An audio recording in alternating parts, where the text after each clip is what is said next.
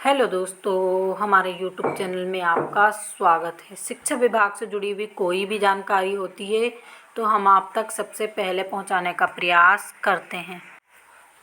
तो यहाँ पर देखिए, वेटिंग अभ्यर्थियों के लिए एक अच्छी खबर है।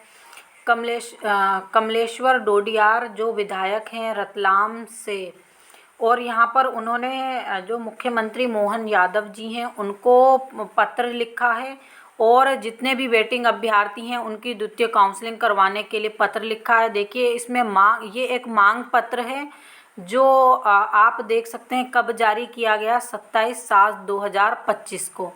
जिस दिन आपने आंदोलन किया उसी दिन ही इन्होंने ये लेटर इनके लिए भेजा है।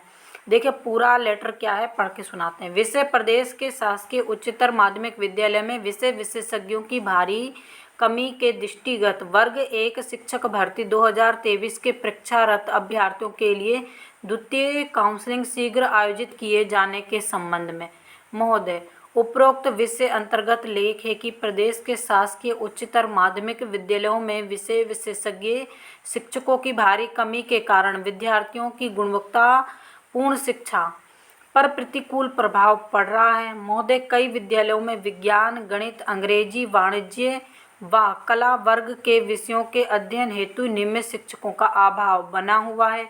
महोदय, मैं आपको अवगत करवाना चाहता हूं कि वर्ष 2023 में आयोजित वर्ग 1 उच्च माध्यमिक शिक्षक भर्ती परीक्षा के अनेक पात्र और परीक्षारत अभ्यर्थी अब भी नियुक्ति की प्रतीक्षा कर रहे हैं।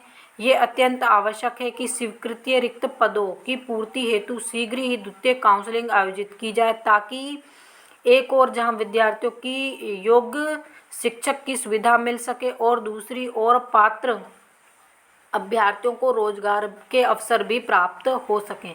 अतः आपसे जनहित में अनुरोध है कि उपरोक्त विषय की गंभीरता से संज्ञान में लेते हुए शेष रिक्त स्वीकृत पदों पर की पूर्ति हेतु शीघ्र ही द्वितीय काउंसलिंग का आयोजन करने हेतु विभाग को दिशा निर्देश दें।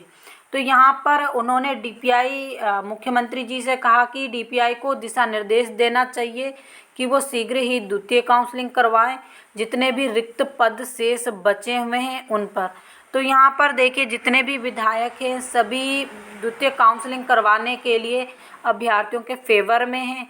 हो सकता है विभाग इन सभी को संज्ञान में लेते हुए या फिर मुख्यमंत्री आपकी ना सुने लेकिन विधायकों की सुनते हुए द्वितीय काउंसलिंग करवाने के दिशा निर्देश जारी करें। तो ये अच्छी बात है। तो यहाँ पर द्वितीय काउंसलिंग हो सकता है, क्योंकि देखिए आप जो प्रयास कर रहे हैं वो ठीक है, लेकिन जो विधायक बोलते हैं, जो मुख्यमंत्री जी से उनके खुद के चुने हुए पार्टी और अपोजिट पार्टी के बोलेंगे तो वो ज़रूर उस चीज़ को मानेंगे और हो सकता है द्वितीय काउंसलिंग शीघ्रता से हो।